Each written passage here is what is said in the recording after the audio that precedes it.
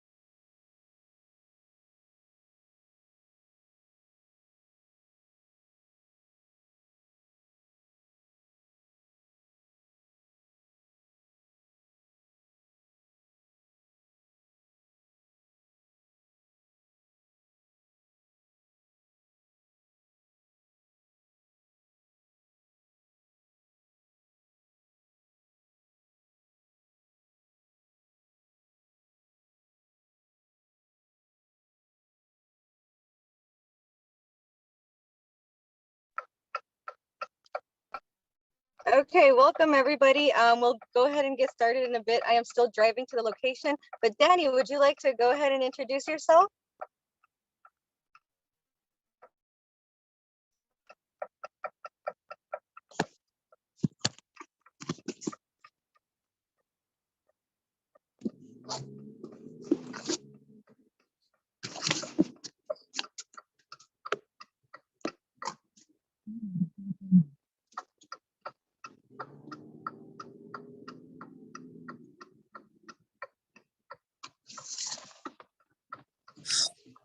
All right.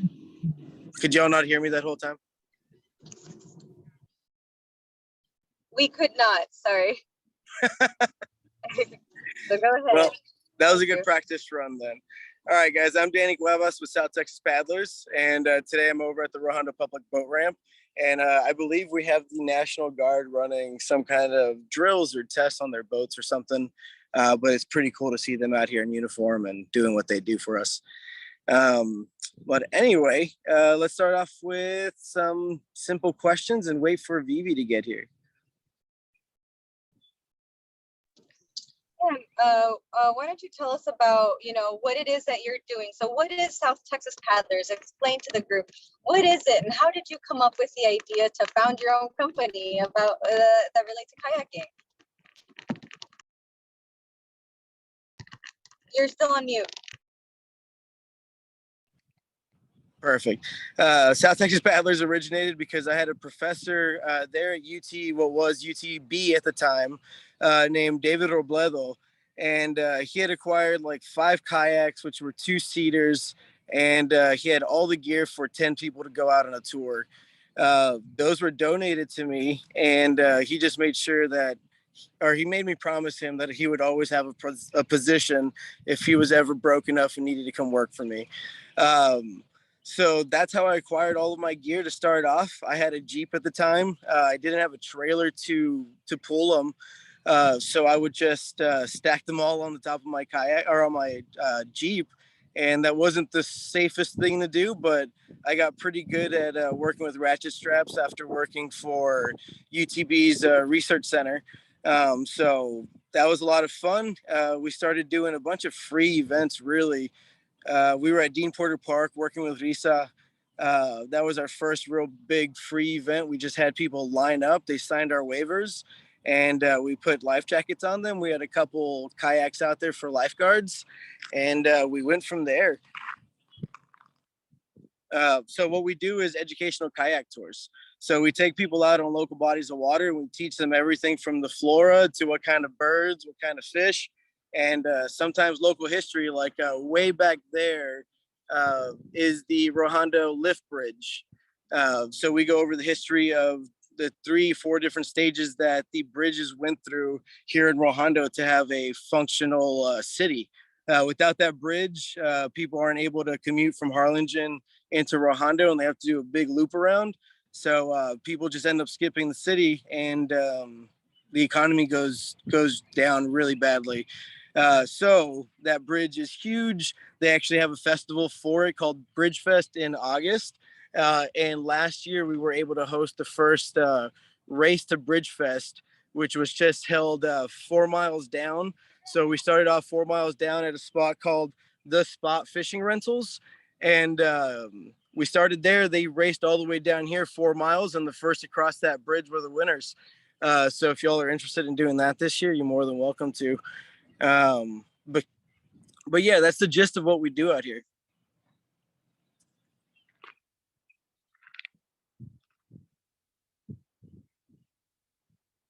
Questions, anyone? You guys are more than welcome to interact. All right, so let's keep up with the questions. So I'm sure that people are curious to know, what kinds of challenges did you face founding your own company? Was it all it's cracked up to be? Has it been easy or has it been difficult? Would you ever? No, yeah, it's definitely been tough. Obviously, I got these things donated to me, so that was the coolest thing in the world. Without that donation, there's no way any of this was possible. So still always thankful and always feel blessed for that. But just because you're given something I mean, I could have just left those things to rot in the backyard or whatever happened to them, and still made none of this happen. But I'm one of 12 kids, so we didn't have a lot growing up. So we made sure that we made everything we could with the chances we got. So that's why we're here. I didn't have any seed money. Obviously, 12 kids took a lot of money, so there wasn't like, there's no excess, there's no family funds, there's nothing to, there's nothing to fall back on. Obviously, there's a lot of family help. With 12 people, everyone pitching in 10, $15 goes a really long way. So I'm always blessed for that too. But yeah, financial issues have always been it. I'd have a way bigger crew right now if I could have. Financially, obviously, you have to pay people well out here because they're putting their life on the line when they're going out in their kayaks and they're lifeguarding, and they're protecting people from boats and all kinds of other dangers that could happen out here. Um, what else, man? Logistically, things are getting great. Luckily, Cameron County's been great with running the Caracara trails. So they're putting in bike trails and kayaking trails. So there's more and more kayak launches and public areas that we know we can launch off of without getting in any kind of trouble. So that's been great. Um, Challenges wise, I mean, learning all kinds of laws. Uh, just knowing where public land is, being able to go on the internet and search Cameron County files and look for public lands that we're able to launch off of without people getting mad at us, and figuring out that a lot of farmers are pretty good at extending their fence line from where it's supposed to be to where public land is. So that's always a funny pushback. Um, there's surface water laws, there's groundwater laws. So learning all that stuff was great. Big shout out to Michael Gonzalez. He's a big lawyer, not a big lawyer, but he's an up and coming lawyer out in Brownsville. So if you guys ever need any legal help, he's there for you guys. Go ahead and hit him up.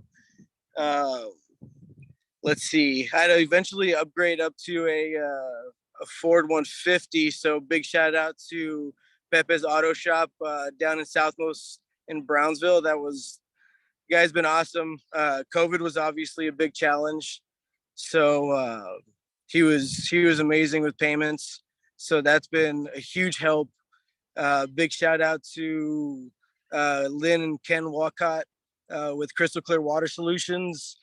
They were the ones who gave me my trailer that I still pull my kayaks with today. Flor Cuevas, Fernie Cuevas, all these guys. Really awesome. Just without the team, none of this would happen. You make a really good point about this being a real team effort. And I think that that's something that we should really highlight here because like you said, this has been a real team effort. You have not done this by yourself. You've relied on everyone who's been like, yeah, let me help you out. Let me help you out because you've brought such a wonderful idea. And I think that so many of us believe in the brilliance of it that they want to help you. Oh yeah, and it's a big idea, taking a group of 15 people out on kayaks and me being the only one to present and to do lifeguarding at the same time. It's impossible, and the product is just not as good, because I gotta split all my time and put on all my different hats, and at the same time I'm trying to do photography and do all kinds of stuff on the water to help the business with marketing and all kinds of stuff. So yeah, once I learned that a team was always going to be needed, shout out to the big players, and they all know who they are, so really appreciate all of them.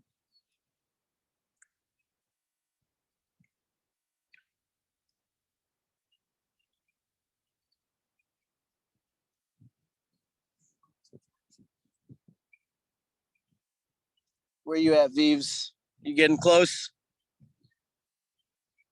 I'm ready to hit the water. I'm getting really close now. I'm right here entering towards the parking lot. So I'll see you in a couple minutes. Awesome. So I'll get these guys started. So what we do on a normal tour, we got all the guys and myself unloading all the kayaks. Obviously today we only have 2 here.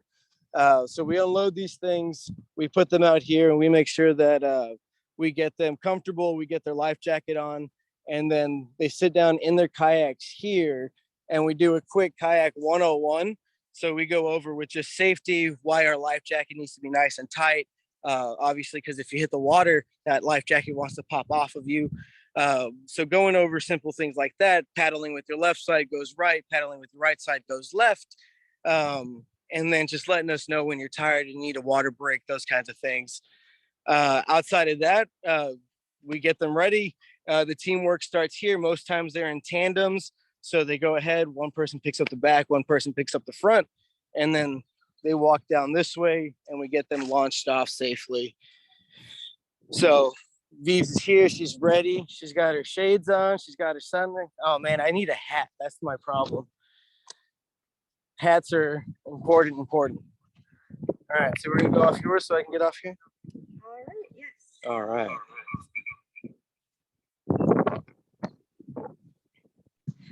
All right. We will be flipping over the camera so that we can get life jackets on. All right. We're gonna head out to the water. So in the meantime, what kind of other questions do you guys have? Can you think of any that we haven't asked so far?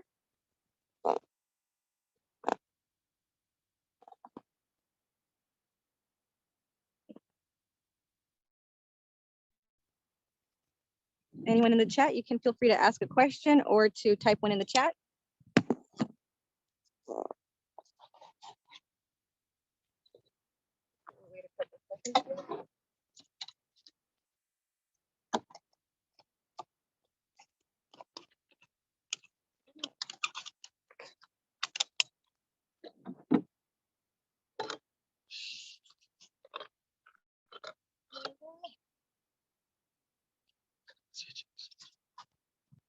Right.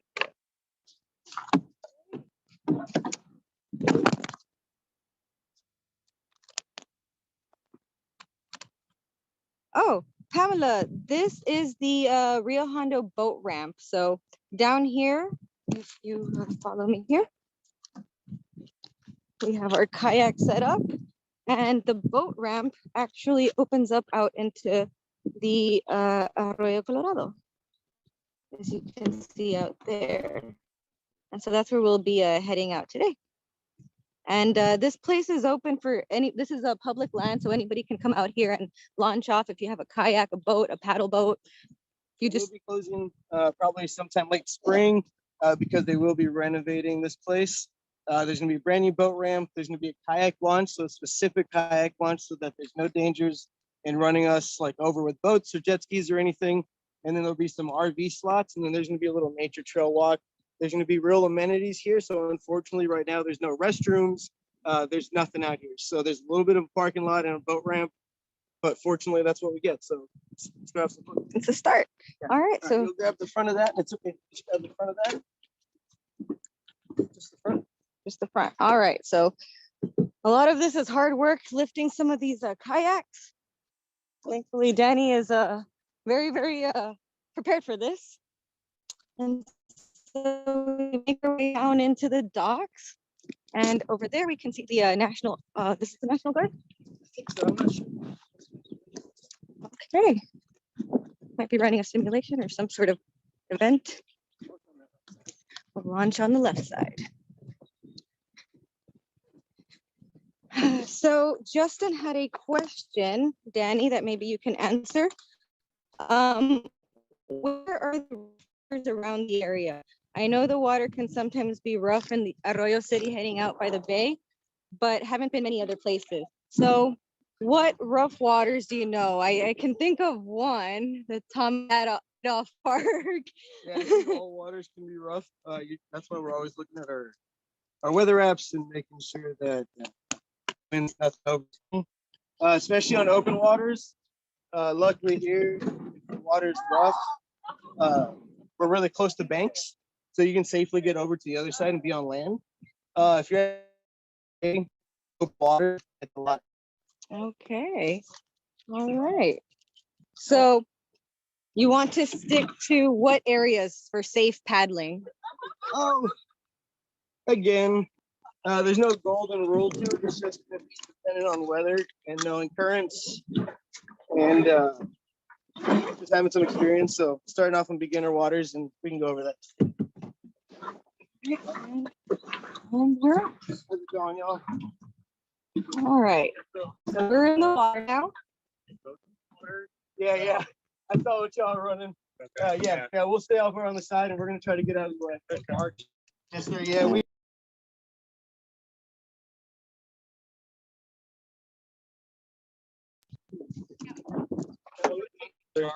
This is our most run place. So y'all got a little bit bigger jet ski, but they're crazy. So. Hadn't considered how difficult it would be to paddle with one hand. This is a two-handed experience, as you can see. Okay, we're gonna want to go way over there because you guys are running. Alrighty, so we are going to move out that way. All right, Danny, so we're on the water. We have more questions if you'd like to ask them. So students, please feel free to add questions to the chat. Let's see, we're moving towards the Rio Hondo Bridge. Off in the distance, you can see the bridge there. And let's see. Paddle out this way. So this service, Danny, you offer with the School of Public Health, correct? Yeah, so we got contracted through UC Public Health to run science tours with public on Saturdays here in Rohan. Okay. With Tu Salud Si Cuenta. So if you guys go on Facebook and look up Tu Salud Si Cuenta, so your health counts or matters, you can find a whole lot of free programs. So there's anything from boot camp. We got it. I'm sorry. So just for safety. So this is one of the parts of the job that when I have tourists or other people out, I have to be thinking about the liabilities and the dangers that could be happening. And I know these guys are running like fast. So they're running 45 mile an hour, 35 mile an hour. So we got to get moving and out of their strike zone. All right, so we'll keep moving. All righty. This doesn't happen all the time out here. Most times we got regular just boaters, just fishing them out. Okay, so we are paddling.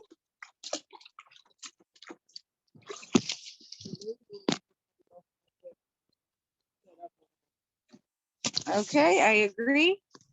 So students, is there any questions that you'd like to ask? I think I see some in the chat there.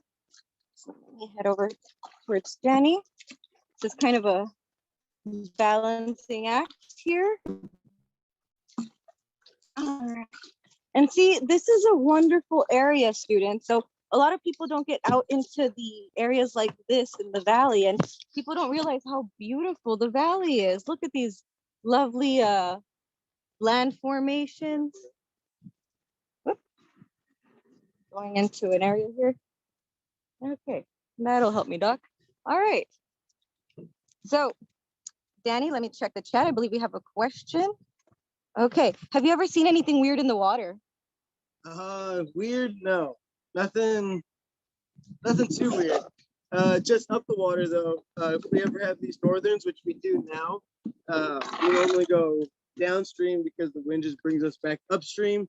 And as we were coming back, I was paddling backwards like this. She was coming this way, and she was the last person in the group. And she goes, "Man, I think something's following us." And in my head, I've been out here hundreds of times, so I go, "No way, anything's following us. Don't worry about it. Keep going." And as she paddles past me, I did see kind of like a gray thing come up and down, which could have been a dolphin. We did have a manta out here, so I mean, it could have been anything. But that was maybe the weirdest thing that's ever really happened. Okay. Have you ever seen anything like any animals that you would say, wow, that's definitely unusual?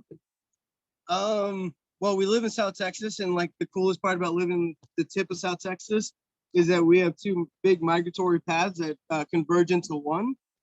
So we actually have over 600 species of birds that come in and out of South Texas.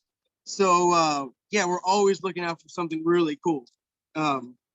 Birds mostly, birds. So that's one of the things that we do get to see a lot on this tour. And I don't think that people appreciate how many birds, the wildlife diversity we have in the area. There are so many birds, so many different types of birds. So would you say that we're fortunate to live in the valley? Oh, ridiculously fortunate. The biodiversity that's available here is awesome. The Thamaleepin thorn scrub that sits behind us is amazing. It's all related to the lagoon family, which is the bean family. So that's why our agriculture was so strong back in the day, because the Thamaleepin thorn scrubs, or the natural thorn that was here, made the soil super, super rich. So the crops before were amazing. Now we need to change up the way we farm a little bit and make sure that we're putting natural compost and just nutrients back into the earth. Okay. Yeah. And so that brings me to another topic here. So I know that you are all over the place as far as things go. So I know you also do a little bit of agriculture. So would you like to tell us about that? Yeah, a little bit of it. So technically I'm a third generation farmer. So grew up out about 15, 20 minutes from here. And dad grew up, I mean, he was driving a tractor, working the farms, and grew up listening to country and just being out in nature because we were poor. So it was cheaper to just run in the monte than it was go anywhere else, right? Yeah. Or sometimes we go to the refuges also because we can go in by the car lots. So you'd only pay a couple bucks per car, but we'd squeeze as many people as we could into one car and jump into that refuge and then just walk until everyone was completely dead tired. So it was the way that we got to get out of the house and have some fun with it, you know? Mm-hmm. And yeah, so I didn't farm when I was growing up. I was lucky enough to grow up playing tennis, and I played 20 years of it. I got to play a little collegiate tennis, and then my knees, unfortunately, just stopped working as well as I would have liked them to. And it's pretty sweet, huh? It must be nice to be able to go out on a boat. You want me to turn your motor on for you? No. So yeah, I was fortunate enough to play a lot of tennis, got to see a lot of things through that. But it all came back around to educating. So I coached some tennis out in Corpus Christi, and now I coach a sport called pickleball, which is a version of tennis and ping pong mixed together. And it's a whole lot of fun, but good weight. From that boat. Yeah, that guy did not slow down.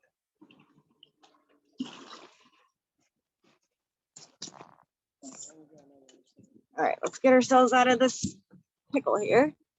All right. You want to get back in that pocket, or you want to... All right, let's get back in the pocket. It was a good place to anchor.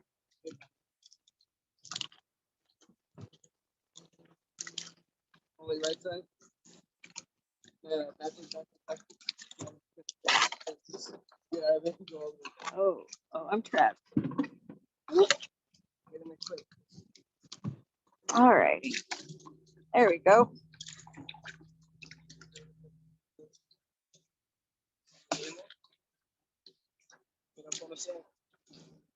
Get up on the sand. On the sand. Okay, we're going to the sand.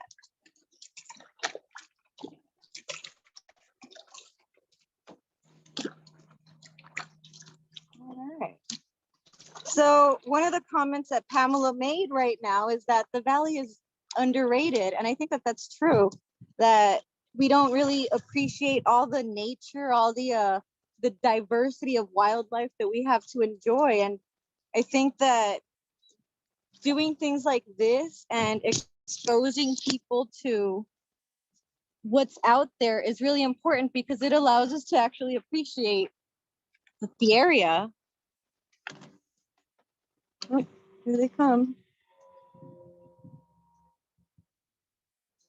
So no, but truly underrated to some people. There's a lot of people that come down here and they know it's awesome, and it's relatively cheap still to come down here. I just took a trip up to Austin, and I don't want to talk about how much money I spent because it was ridiculous. But you can definitely come down here, have an amazing trip just like this.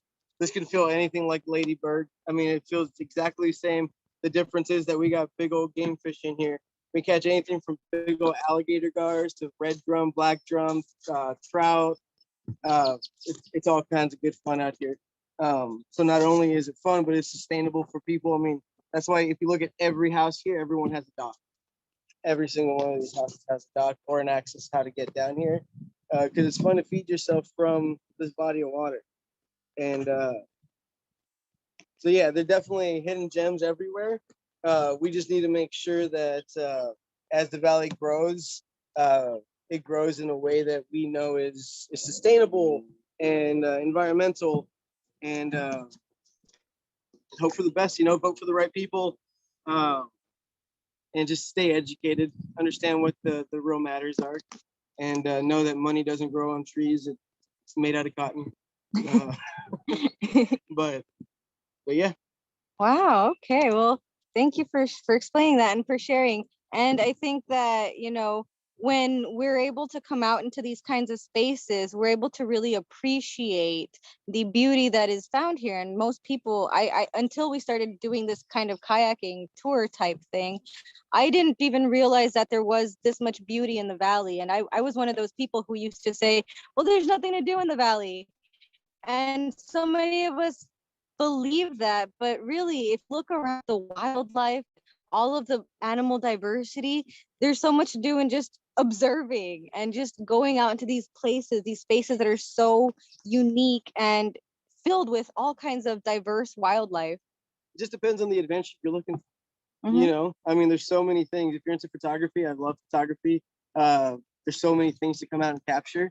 The culture itself is awesome. Going out and just watching fishermen throw a cast net and going into like really fast shutter speeds and catching all the water droplets just fly off of that thing as he catches bait to go out in the morning and catch fish for his family. There's just something artistic and really cool about that. And Brownsville's, you know, getting with it. They got a lot of bike trails coming out. They got really cool cafes that you can go in, hang out. Because it's not just about the money, it's about the culture that you're creating around your business. And to be honest, I really don't have bad customers. Like everyone that comes out here is already sort of into being outdoors. And sorry, this is really cool. I gotta watch.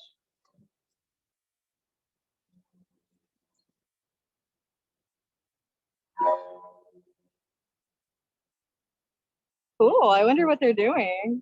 Oh, they're just doing trainings. Okay. They watch videos on this, and now they brought out the toys, and they actually have to use that thing. Wait. Oh.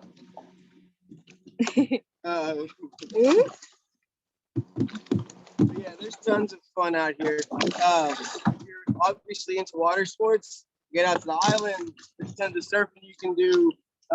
Anything from longboarding to shortboard to bodyboarding, kneeboarding. What is there? Windsurfing, kiteboarding.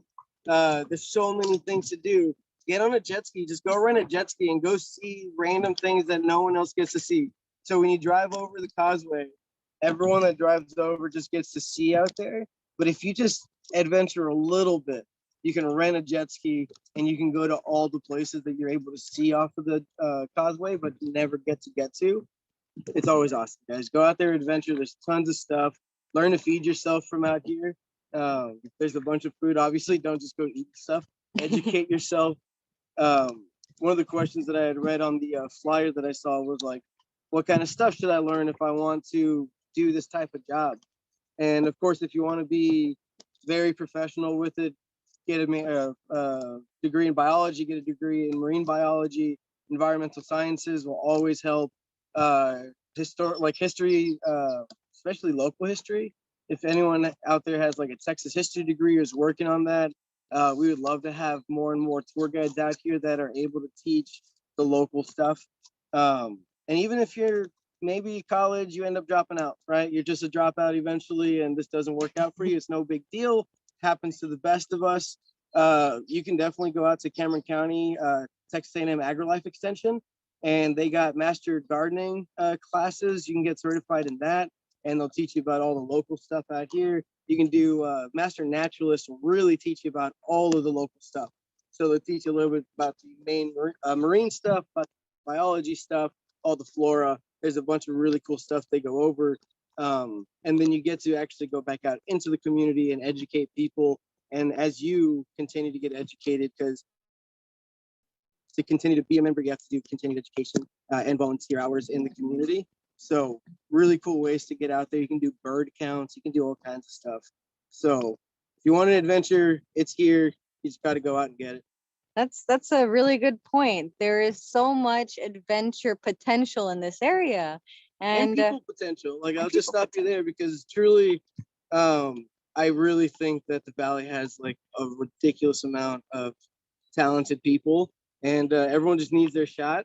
But if you're not willing to practice and go over it and learn how to actually use your weapon and take the shot when you see the shots available, then you'll never be ready for it. You'll always just be complaining, but if you're not putting in the work, it's never going to happen. That's a really great point, because one of the things that I admire most about you is how tenacious you are about putting in work to get the things that you believe in done. And you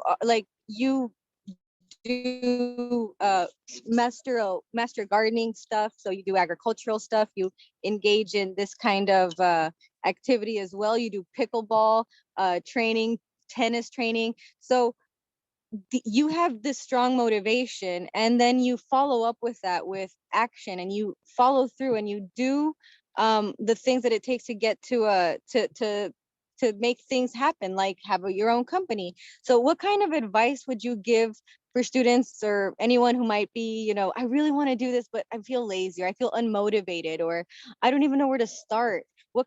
How did you find your way when, you started this? Because I mean, there is no other kayaking companies out here. So how did you figure out what you needed to do? Yeah, one, I mean, it was just kind of, again, it was given to me, right? I did have a bodyboarding background, so I started bodyboarding with my brothers when I was in 8th grade. Was lucky to surf in Mexico and Costa Rica. And so there was that background of loving the water and knowing that I'm comfortable on it, knowing that I'm safe on it, and knowing the way it works. And so there's that aspect. But then there was, I mean, I was able to volunteer as a kid at the zoo when I was, I think, in 7th or 8th grade. And just knowing that I love animals and watching Discovery and watching Animal Planet. So like a mullet just jumped right over there. And that's, we could have caught that in slow motion. It would have been like the sickest thing ever, even though it's just a mullet. And then zoom in on Vivi and have her describe what a mullet is and what they eat and what they're doing out here. So just being a nerd like that, but like Steve Irwin, the coolest dude, right? But he was just like a huge nerd with awesome energy, and people loved him for it. So I always thought that was really cool. But then just knowing your history out here, like it makes a difference. Every time I come over this bridge now, it's way cooler than when I just drove over it going, man, I just didn't care about the bridge and what that bridge meant and what it did and the history of it. So when you have friends that come over, you can like almost brag about knowing what this bridge is and having that small town mentality, but like it's gonna be big, like the way that the valley's growing, this place is gonna be huge, and it's gonna be tons of fun as long as we keep it moving in the direction that we can, keeping it as environmental friendly as we can, so that we can do ecotourism that stays beautiful, it stays, and it's already hot. So if we put any more concrete or asphalt, I mean, we know what happens there. So just being smart about the way that we progress in the valley is going to be awesome. But doing work like this and reintroducing farming to young communities is awesome, because the local farmer is like 65 years old. But then having fun with it and being able to play pickleball and a sport, but then I can't only have fun with it. I got to make it into a profit, because then you do it too often. So then now I'm just at the pickleball courts all the time, and I'm not making money doing other stuff. So I got to make sure I'm making money doing the things that I love, but making sure that I still love them and I'm doing them for the right purpose. So yeah, there's tons to do. Yeah, there is. It's tough, guys. Life isn't easy. I unfortunately have rheumatoid arthritis, and I got off the charts osteoarthritis. So like right now, my foot's almost a little numb on the right hand side. My back's, got another like hour and a half to 3 hours of like real functional, and then at home it's just gonna be terrible. And I'm only 31, you know, so it's like, be smart, plan out what you're doing. If you don't plan to fail, you know, obviously. Uh, but my bread and butter to any of this and all of this has to be networking. You know, Yes. there's no, like, again, Vivi said, there's no way this happens without a bunch of other people. But at the same time, none of this happens if I don't push and ask stupid questions and be completely vulnerable. And just be okay with knowing that you don't know stuff, but have a bunch of friends that are experts in everything. And and it's super fun. You get to go hang out with a bunch of really cool people who are just nerds in certain subjects, and I take away all the good stuff that I know that can translate into, you know, like tours and things I can tell to people. And if I get, because every once in a while we'll have someone on a tour that's smarter than I am, and that's always a tough one, right? But I always make sure that I can go to my source and I can get the right answers and make sure that I correct myself. And we're always learning. So we like to think we're pretty good. We'll never be experts. We can maximize in history and biology, marine biology. There's so many things for us to learn out here. Uh, so like I said, I mean, we need young minds, we need young bodies to come out. If you guys want to come out and maybe work for us or do some kind of summer internship, uh, I'm pretty sure Vivi I can can give you take names. guys our email, our contact stuff, and we can go from there. Yeah, so if you were looking at maybe thinking about doing an internship or getting some volunteer work in, this would be a great way to start because you can learn about the wildlife, the history of the area, and you can familiarize yourself with a part of your home, a piece of you, and then use that as a skill for, you know, whatever else you'd like to do in life. And so this would And be a bring great your opportunity. knowledge. You know, Exactly. that's the coolest part. The biggest thing is being personable, guys. You got to be able to talk to people. You got to be able to be fluid and be adaptable.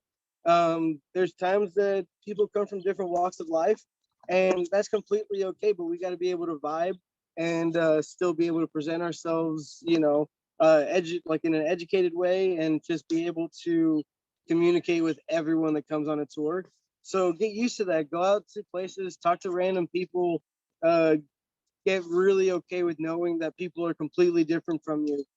We live in a place that's unique, and we're 98% all Hispanics, and that's really, really unique. But we all have our subcategories, right? I mean, there's people that still listen to corridos, and you got your beach bums, and you got your country people, and you got your rap people, and you know that's only music stuff. And then we can split into sports, and there's all kinds of microcultures and things. But if you're able to go in and out of different groups and just talk to people for people, because we all have the same financial issues, we all dislike whatever it is, right? We all talked about Will Smith slapping Chris Rock. You know, there's so many things that we could all be similar with if we choose to be. So go ahead and find similarities with everybody, because all the negative stuff's always going to be there, but look for positive stuff and similarities, and then build up teams, build up networks of people. Because I know 18-wheeler drivers, I know people that can fix my cell phones and my electronics, mechanics. I mean, you name it, I got a guy for you. Or every time, I mean, just right up here is Rojando City Hall. Chief's a cool guy. Ben's a cool guy. It's just creating that rapport with people, and knowing that I've done everything I can to help them out, and knowing that I can call them and they're going to do everything they can to help me out. And just not to be too cheesy, but there's a country song called Chain of Love, and just says, don't let the chain of love end with you. And you guys should really listen to it, because like the story of it's just really cool.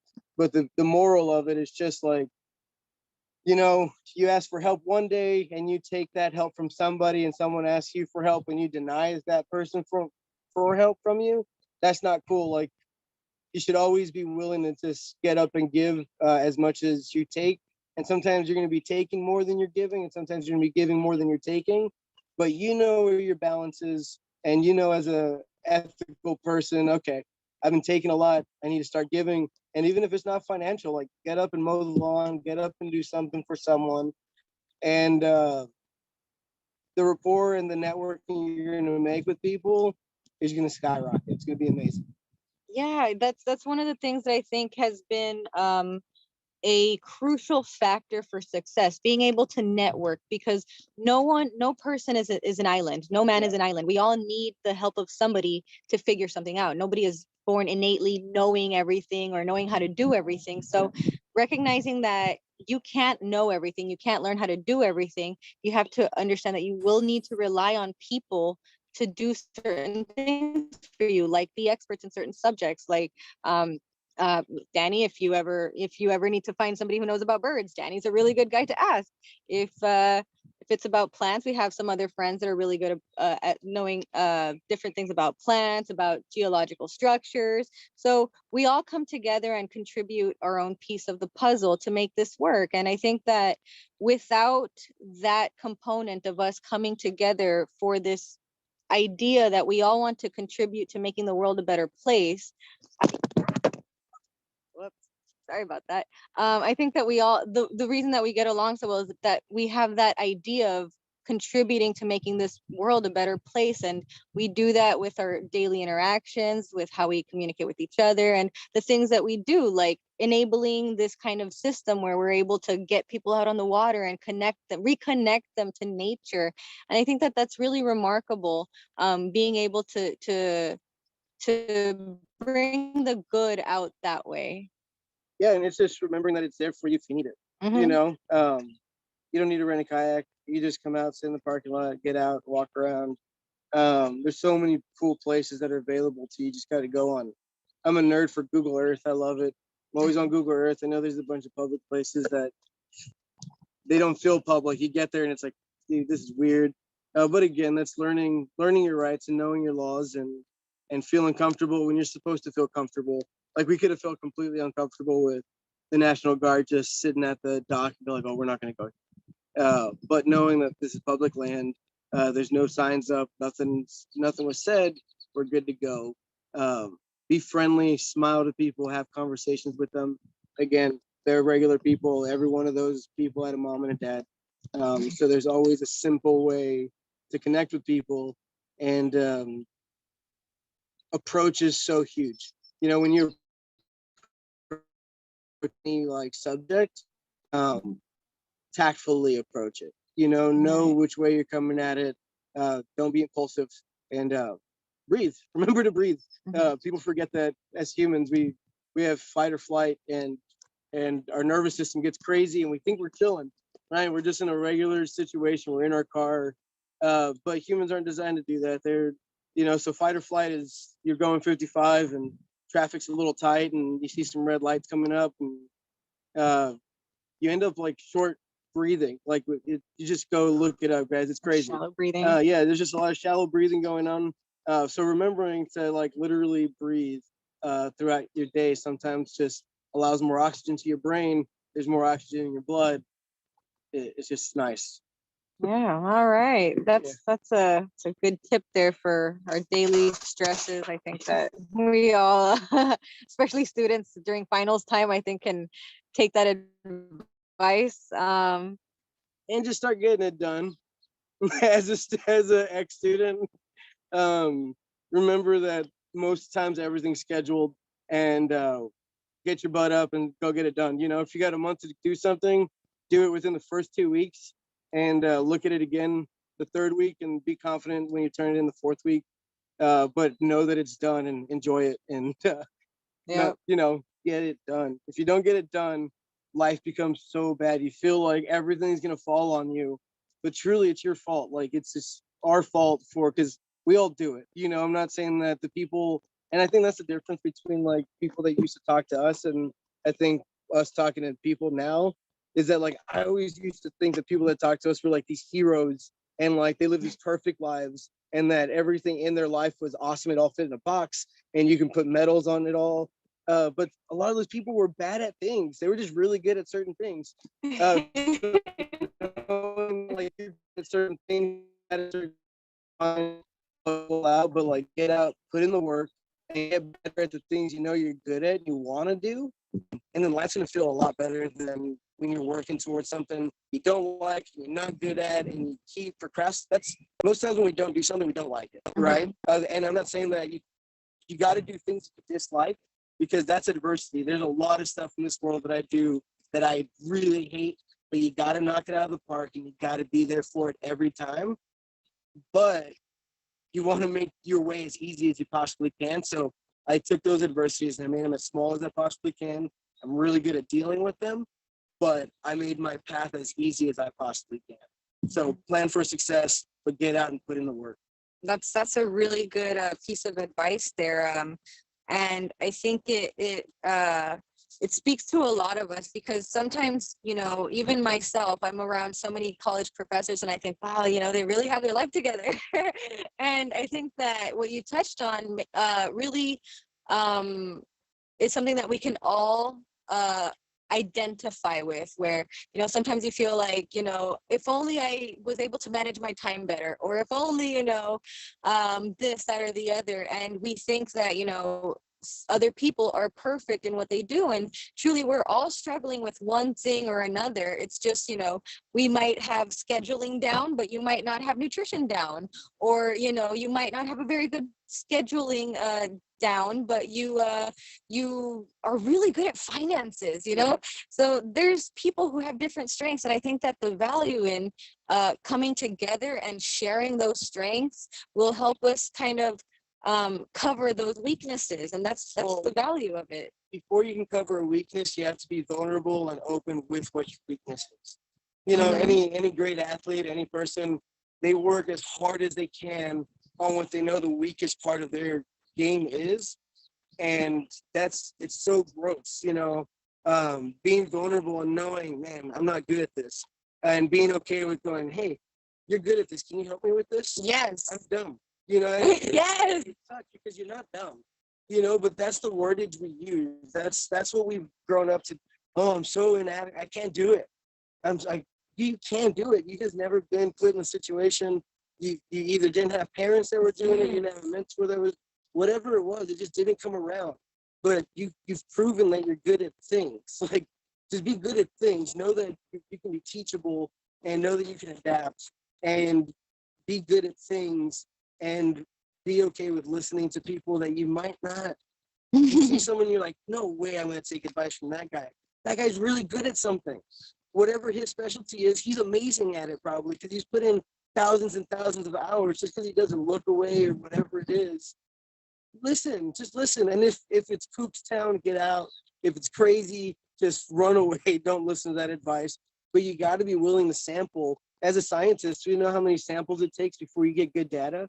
I mean, get out there and listen. You know, when we're college students, all of us, we think we know everything because we're learning a lot. We're learning so much that other people aren't learning. But we got to remember that when we're learning that stuff, the people that aren't in college are learning their things too. They're not just sitting around. You know, people get out and they do technical stuff, or they do finances. They learn to be tellers in banks.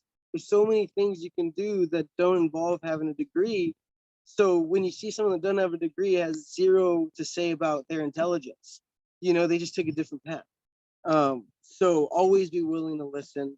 And age-wise too, I mean, a 14-year-old, a 10-year-old might have something really wise and smart to tell you one day, as equal as a 98-year-old, you know. So be willing to listen and be open to the world, and just keep moving forward.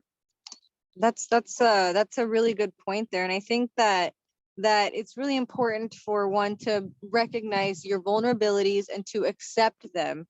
So there was a TED talk that I had listened to that mentioned that there are 3 things that you can do to ensure your success. One of them is to recognize your vulnerabilities and to embrace them, and then to accept your outcomes. And you know, if you failed, accept your outcome, but make efforts to improve. And the final one was to be authentic to yourself, to others, and to just be yourself. And if you do all 3 of those things, you should have generally good outcomes. And I think that that's one of the things that you truly embody. And we'll just pause really quickly because we have some noise here and coming out there. But coming back to this, yep, So that the first wake is part of the coming. show. Yep, Now here comes the second here part. comes the waves. Ooh, there they come.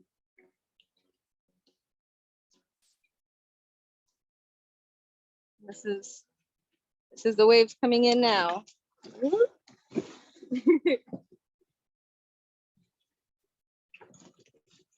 There we go. Coming on out. So, alrighty.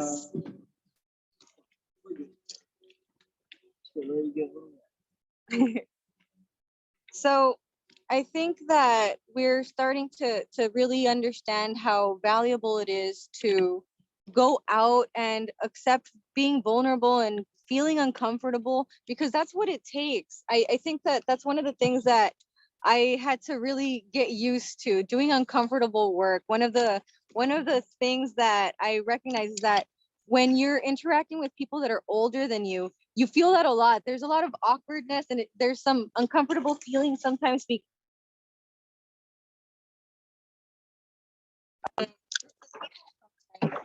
sometimes when I'm around older people like professors and stuff.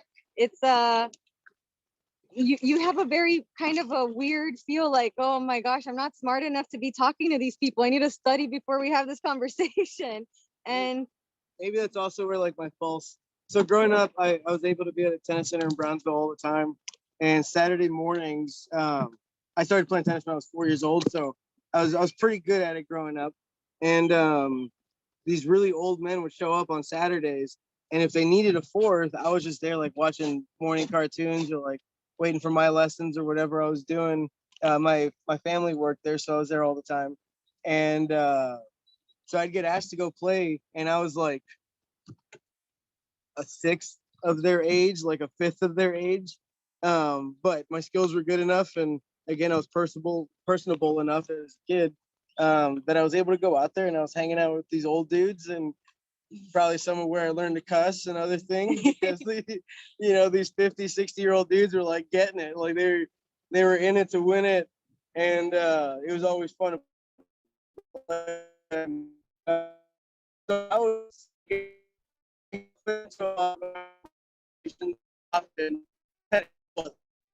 so yeah, I was definitely put yourself in some uncomfortable situations, and when you get comfortable in there, find a way to challenge yourself. And of course, we're not talking about going and doing anything illegal or anything crazy. I'm gonna get turned because I'm gonna get super wet. Yeah. Yeah, it's the waves that are generated from when boats pass by really quickly.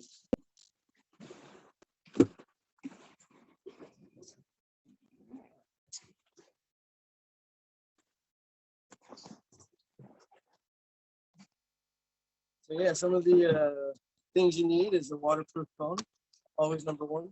All right, you can come out here.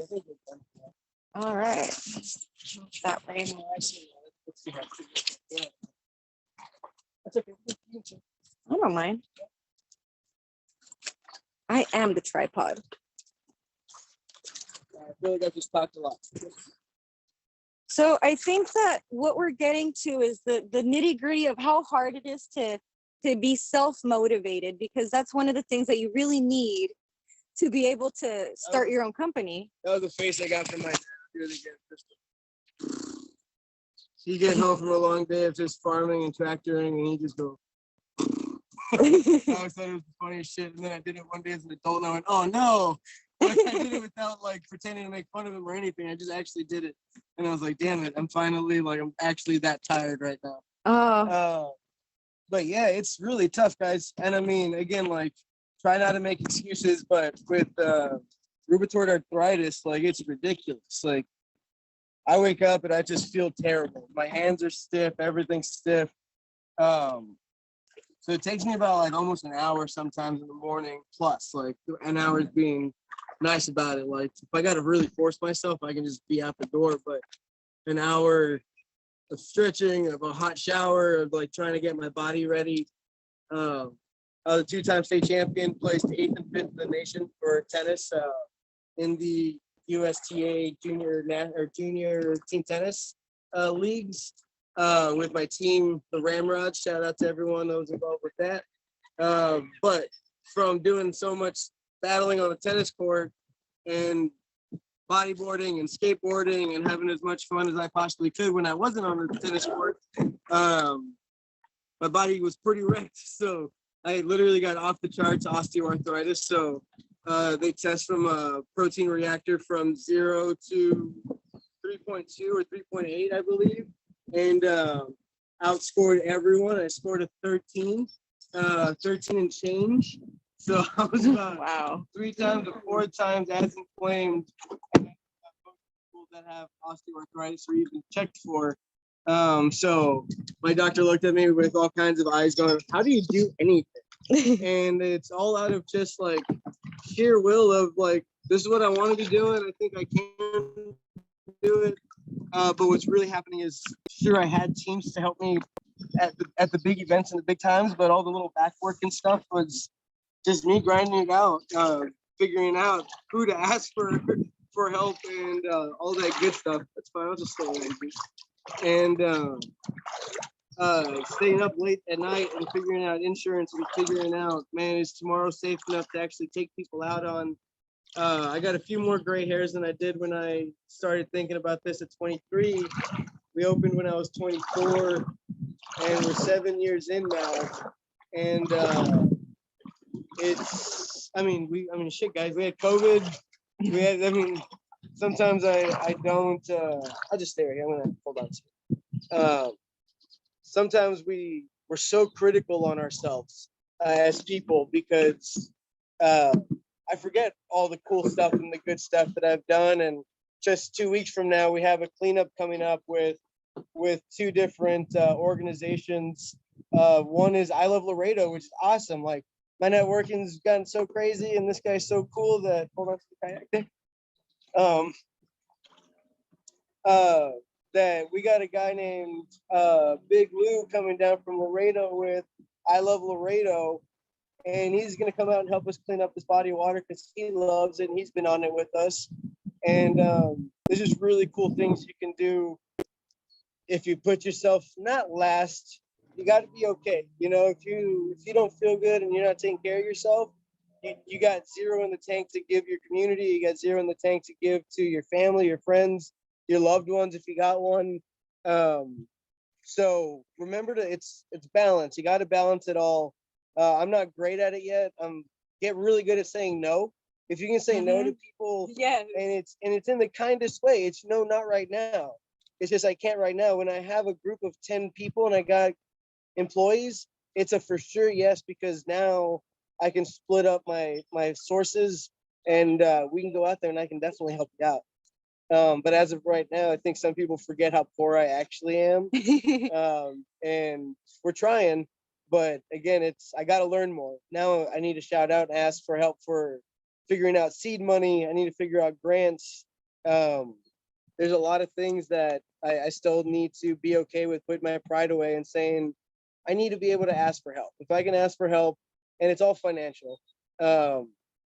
If we had a body of water with a piece of land that I could rent kayaks out daily, I mean, our profits would skyrocket. It'd be ridiculous. But I can't afford a piece of land right now. There's no way I can afford Resaca front property. There's no way. I mean, or I keep saying there's no way. I just don't know how. You know, I got to figure out how, because there is a way. There's a complete way, and I got to get better at it. Again, put your pride away. If it's a GoFundMe, if it's a whatever, but I got to figure out how to do it. And that's on me. And that's okay. It's always going to be, it's on me. It's okay. That doesn't mean it's okay. Go sit on the couch. That means it's okay. Go ask people for help. Figure out where this is going to come from. Because if you don't, I'm going to be in the exact same position 5 years from now, 10 years from now. It doesn't matter if money keeps dropping in your hand. If you don't know what to do with it and you don't know how to strategically place it, then we're going to still find some issues, you know? So let's remember that we all need to ask for help. Yes, I think that's one of the most important things, just being willing to just, you know what, I don't know what I'm doing right now. Can you help me? Yeah, same in your schoolwork. I mean, Yes. it's okay. I mean, also put in the work, you know. It's not okay if I'm like your big brother, and you're like, dude, I can't find it. And I'm like, bro, it's right there. Like, it's in the first cabinet. You open it up, it's right in front of your face. You're like, bro, I can't find it. And then I'm like, dude, if I go over there and I open up the first drawer and it's right where I'm telling you it's at, I'm gonna be a little upset about that. But if I go and I find and it's not there, then it's okay. Then I'll, I want to help you find it, and it's my fault. I'm okay with it being my fault. But if I know you're not putting in the work and you're just coming and you're asking for a handout, and you're asking for a handout, and you're asking for a handout. A little earlier, I said if you feel like you're giving a little too much or you're taking a little too much, there's a time to go ahead and just give in any way. I mean, share something on social media. You don't have zero idea how much your barber would love for you to just share their Facebook page online. Like, it would be huge for them to just have some kind of media presence. It's huge.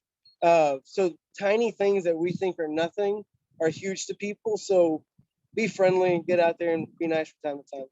Wow. Yeah, I think that that's something that we really need to try to engage more with our local community, local shops, and support them, because I mean that is what makes up a community. It's not all the corporate stores and chains, it's the locals that really step in to help each other out when it hits the fan, right?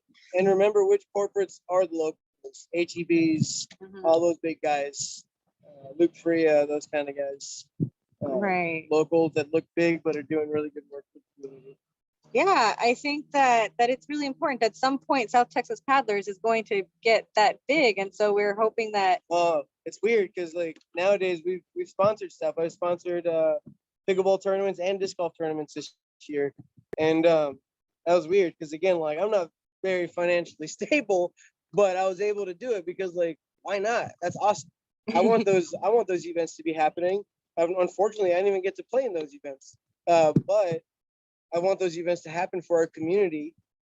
So I shot out some cash and what I could do for those events. And I mean, again, we try to do as many free things as we possibly can, and we've always done it since we opened. And that was a point where I had to learn, okay, being a nice guy is all right, but you got to make some money. Going to a free event, there's it's okay, just turn a little bit. Going to free events costs money. It's gas money, the wear and tear on equipment, and then you got to feed people. If you're not going to pay people, if I got volunteers coming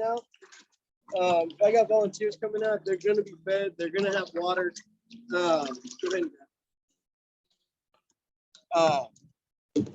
So yeah.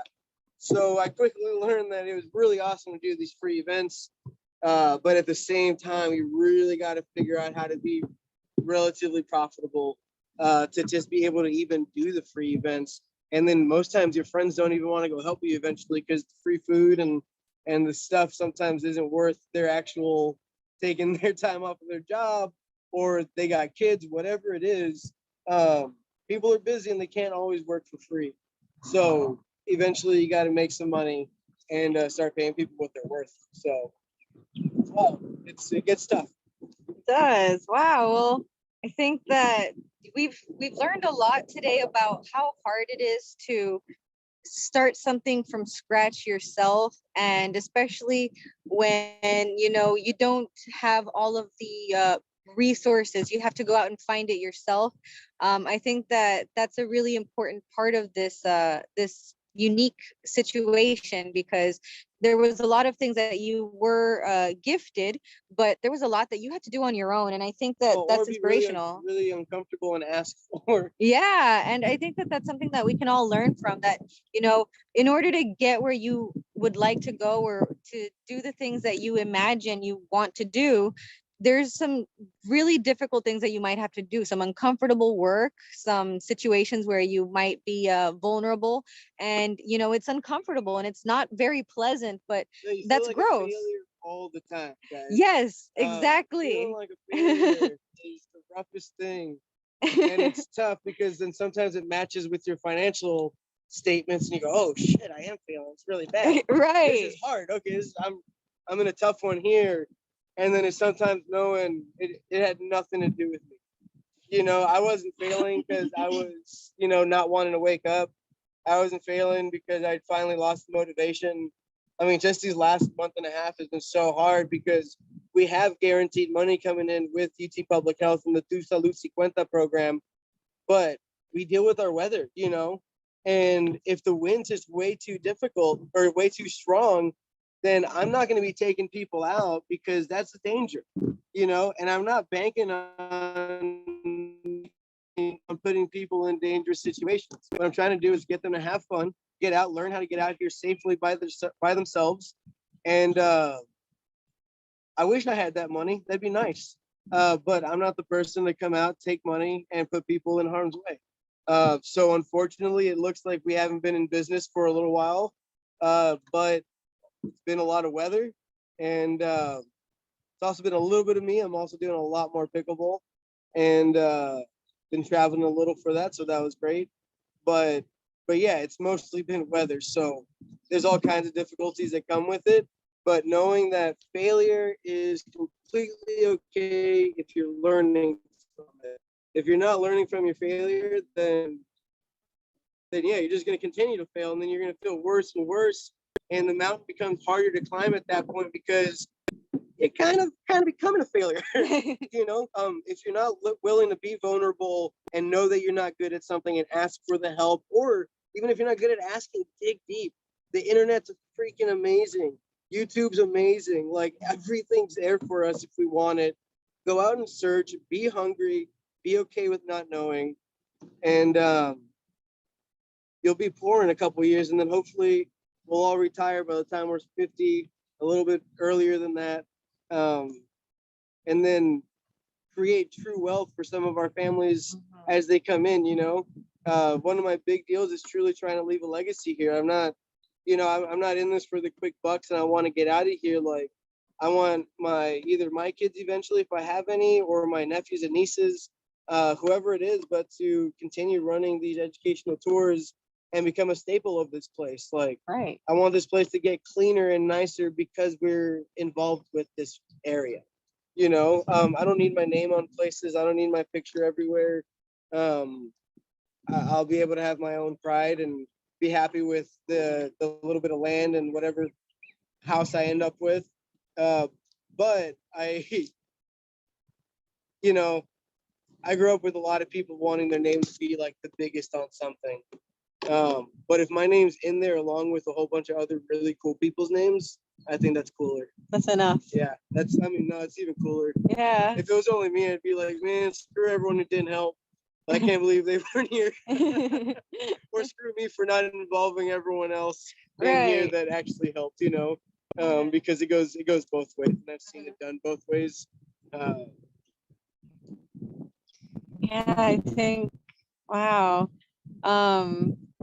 It really speaks to the value of working with people, because, you know, again, nobody does anything by themselves. But know your worth. Don't get stomped on. Yeah. You know, it's really easy to get stomped on.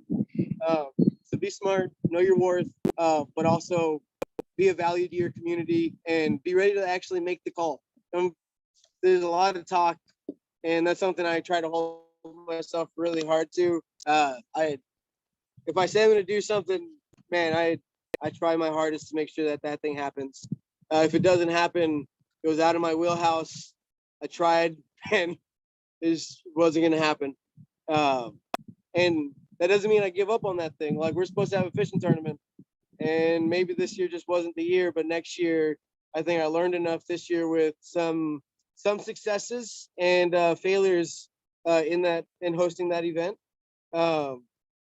And we'll make sure to have everything nailed down for next year. And that's the mentality we all have to have. I mean, tomorrow's another day, and but start right now.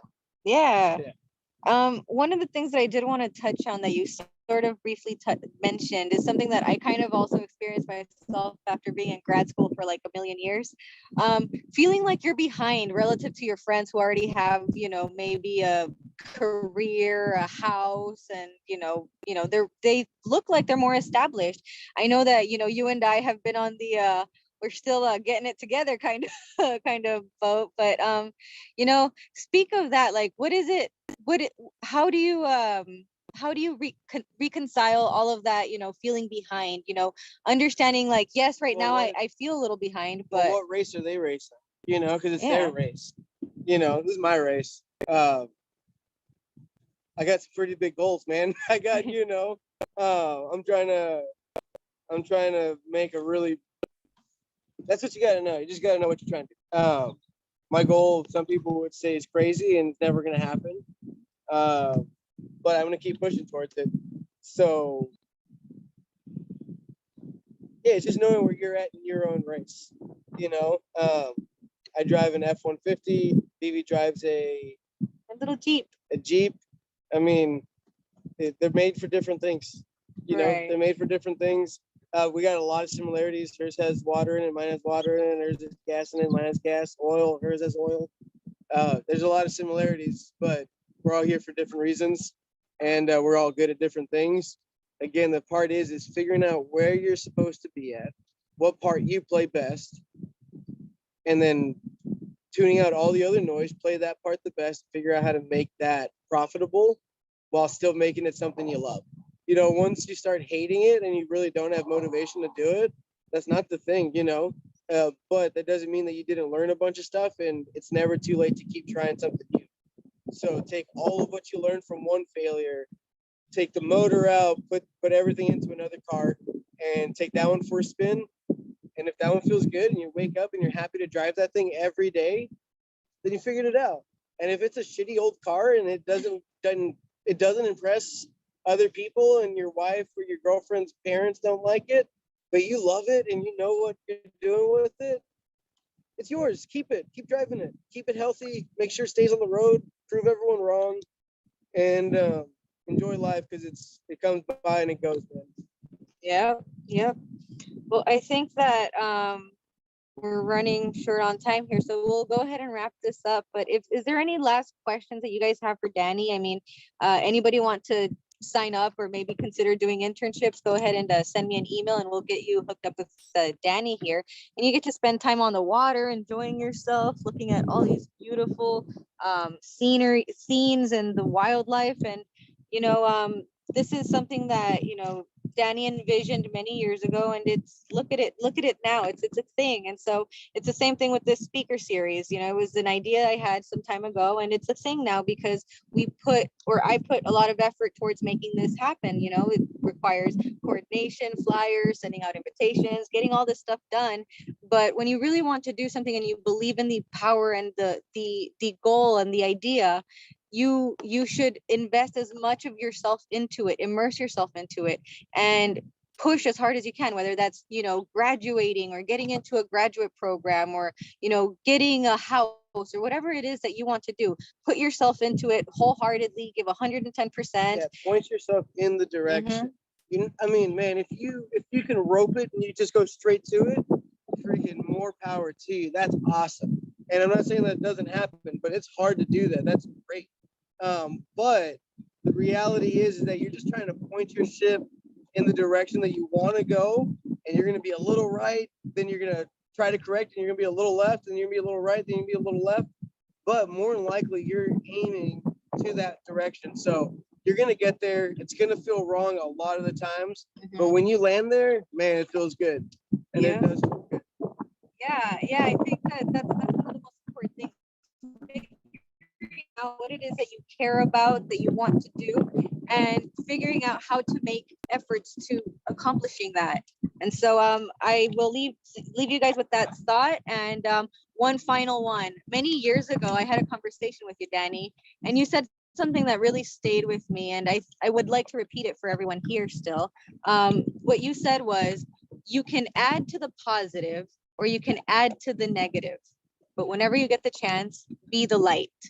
And I think that really encompasses what it is that you're doing here. You're taking something that, valuable resource, and you're sharing it with everybody. You're making it accessible, and you're demonstrating to everybody how beautiful the valley is, this whole area, and you're sharing this beauty with everyone. And you're taking something, and transforming it into something that we can all benefit from. And I think that that's the whole point of some of our friendship. It's coming together so that we can make our visions come to life and make our, you know, our ideas of this, you know, perfect, or this world, maybe not perfect, but this more idealistic world, maybe more realistic. So, you know, we are often told, you know, in Disney movies that there's a happy ending, and sometimes in life it doesn't feel that way.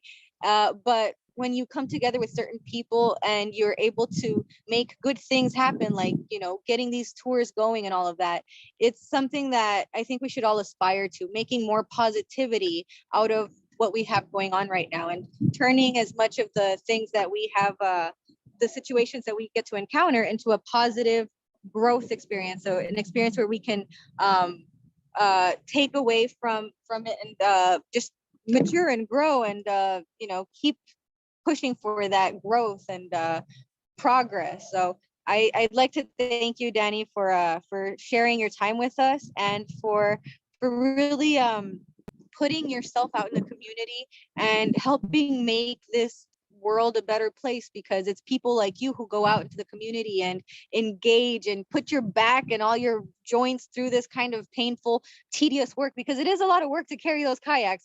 We would know. We carry them for every tour, and so it's a lot of work, and you put yourself out there, and you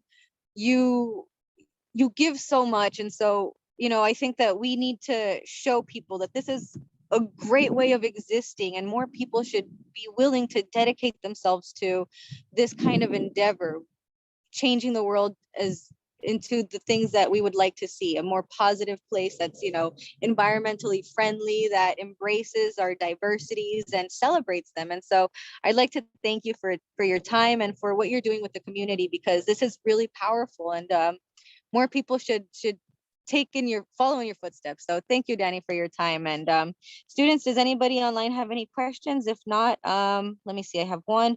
Thank you guys so much. Both of you guys are a huge inspiration to be people to others and our environment as well. Yay! Thank you, Pamela. Yeah, that's what it's about. You know, Danny and I are friends because we share a lot of ideas, we share a lot of common beliefs, and we overall just want this place to be a better place for all of us to live in, and for all of us to share it and to enjoy, because we like, and so we would like to facilitate that. Does anyone have any more questions?